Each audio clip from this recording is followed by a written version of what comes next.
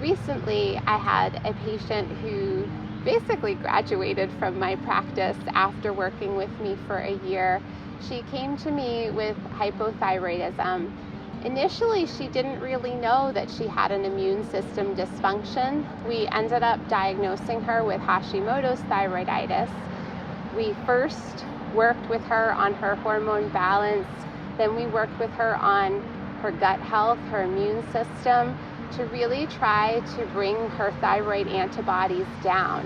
What had happened was her immune system had attacked her thyroid gland.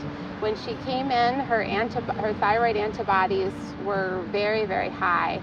And then after about a year of working with her on various health issues related to her thyroid, her gut health, and her immune system, we were able to get those levels down to minimally elevated.